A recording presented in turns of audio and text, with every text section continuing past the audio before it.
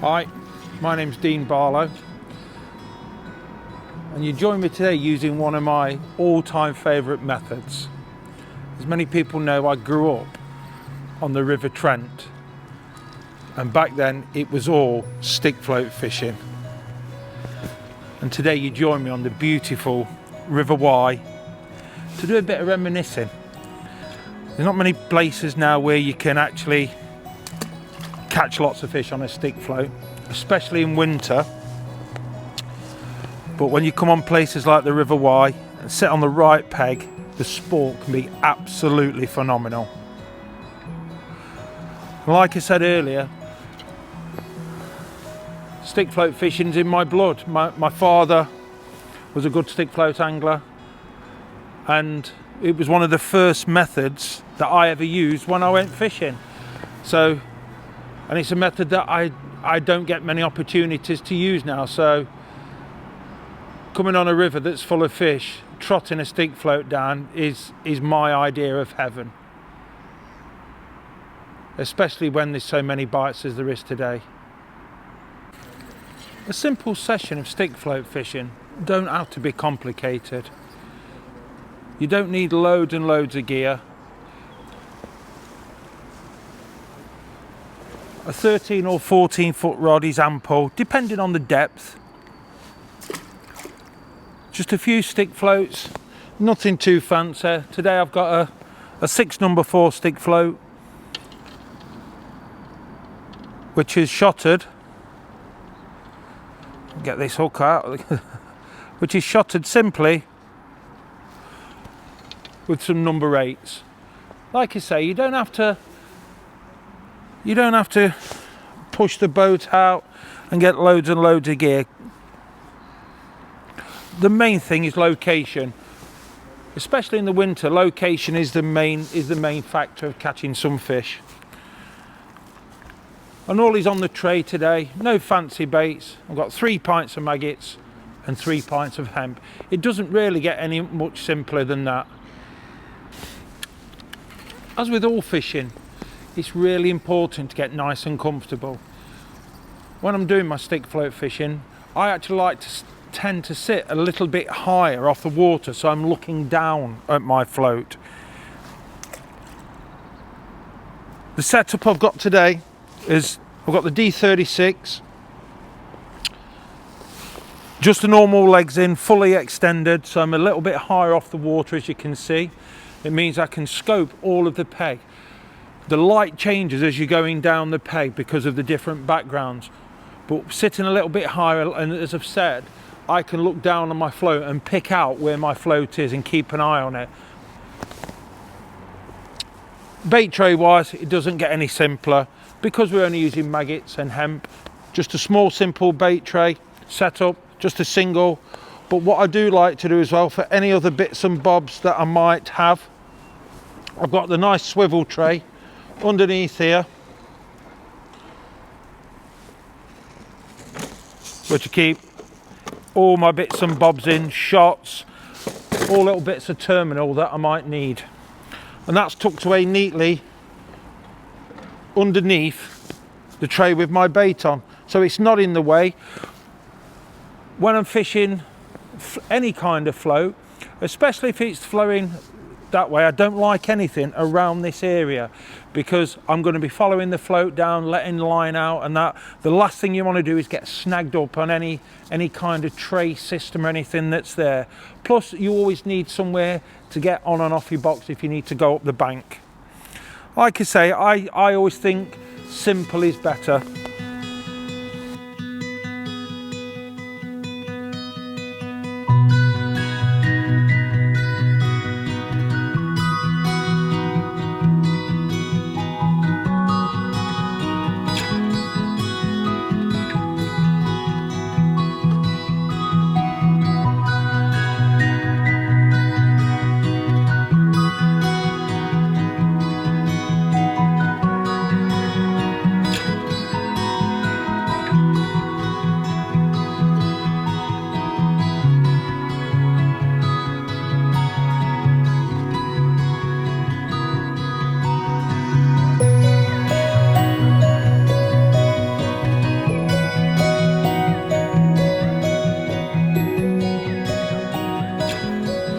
Another little tip when fishing rivers is where to feed your bait.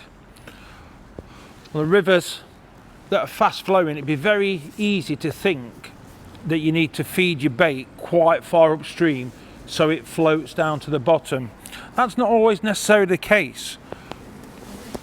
When you're fishing for fish like dace and roach, for some reason they tend to like to sit right underneath the bait. So even in fast flowing water, it's always a good idea to feed slightly downstream. Which also brings me on to the presentation. It's always easy when you're fishing a top and bottom float like a stick float. It's fixed at the top and the bottom. It's always easier if you can cast slightly downstream. It means that you can get the line mended and nice and set, which means that you don't have to keep touching it and mending the line when the float's going down the swim. So feeding slightly downstream and casting slightly downstream is the kind of presentation that I think is best. And you'll always find you'll get your bites in more or less the same area of your peg. So it's really important to keep putting your maggots in the same place. Keep feeding your maggots in the same place. And the fish, wherever that they intercept the bait, so be it. But the last thing you want is to feed your bait upstream on a river and the fish end up straight in front of you and you're casting below them, because you're not going to be in the main shoal where they're feeding. Well, and then you don't catch nice big dace like that. One question that always comes up regarding stick float fishing is choice of float. Many different ones on the market. You can get alloy stems, wire stems, glass stems, all kinds of stems. And each float has got its purpose. Today the swim that I'm fishing, it's got no boils in it. It's quite a nice easy glide. So no need for anything spectacular. There's no boils in the swim.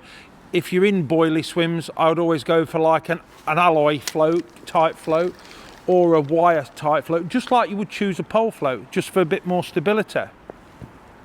But today, because my swim is a nice glide, I've just got a normal, quite old school dome top stick float. I don't need anything too fine at the top. The fish, they're not shy biting. Which also means I can lay a little bit of line on the bottom, and when it trips over the bottom, because it's a dome top stick float and not a really fine tip, it will ride over the bottom if it's uneven. It just means you can search your peg a little bit better. But don't be afraid. If you think your float isn't right, don't be afraid to change it. Just like you wouldn't with any other kind of fishing. If you're fishing away on the pole and you thought your rig wasn't right, you would just pick another rig up and try that. So don't be afraid to do that when you stick float fishing either, because the fish will tell you when you get it right, because you'll keep on catching. Bait choice is always a complicated one. My rule of thumb is if I want to try and catch every kind of fish that swims, I don't think you can beat maggots and hemp. But there is occasions when casters are totally unstoppable. It's usually when there's a few big roach feeding. They seem to pick out, the casters seem to pick out the better kind of roach, and even the chub as well. But when you're feeding for a lot of fish, I always think maggots is better. Teamed up with hemp as well, it's a brilliant combination. It covers every kind of fish that's in the river. Obviously, chub, roach, love hemp. Chub and roach love hemp.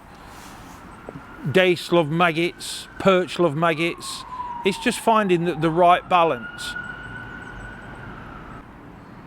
The rod and reel choice.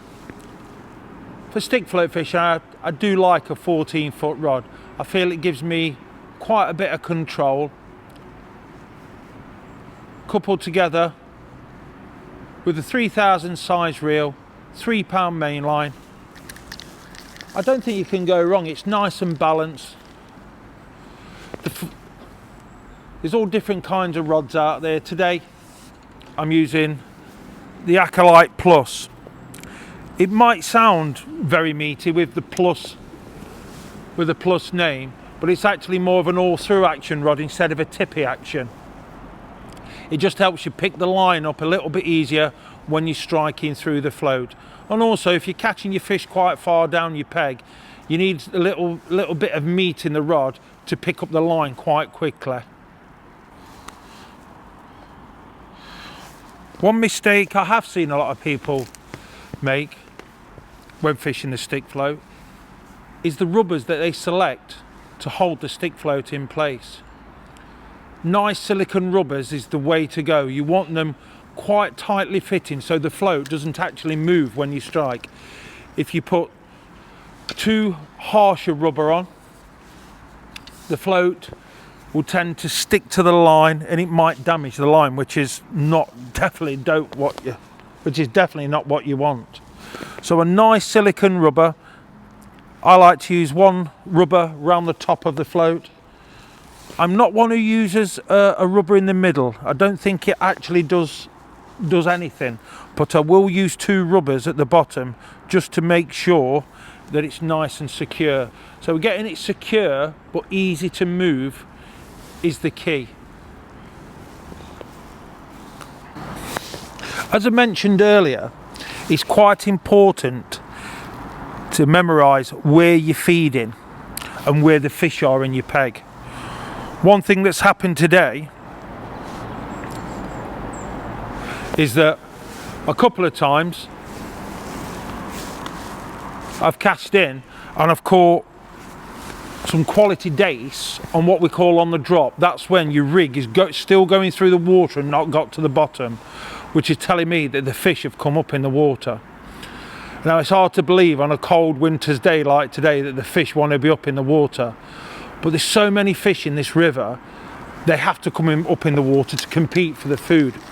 So what I've done, I'm still fishing exactly the same line, distance. I'm still putting my bait in. I'm still putting my bait in the same area. But what I've done, I've shallowed my rig up by about 6 inches at a time. And I finally come up, I'm like 2/3 depth. That seems to be the area or the kill zone where all the fish are feeding. So don't be afraid to experiment. If you stop getting bites, it means the fish might have come right underneath. I did mention earlier that the fish come right underneath the food, and that's exactly what's happened today. So don't be afraid if you stop getting bites or you see that you get the odd bite on the drop. Don't be afraid to take some depth off and try and find where the fish are feeding. Obviously, a lot of my time is taken up now with feeder fishing. But when I do get the chance to get on a river, it just has me thinking back to when I was a kid. I was really fortunate to live within 100 yards of the River Trent in Nottingham. And even just by trotting a stick float down, it's nice to reminisce about the Trent when it was in its heyday. Finishing school, going down to my mate's house, Alan, getting us fishing tackle, and even going down the river just before the light fades. It was absolutely brilliant. And it is like a forgotten method, but I think it's one of the most satisfying methods you can actually ever fish. You're searching your peg, you're fishing wild water. Sometimes you can get away fishing really heavy gear, and then sometimes, like all fishing, you have to fish a little bit finer to catch those wary fish. But all in all the kind of fishing I do, I don't think you can beat a nice day on the stick float.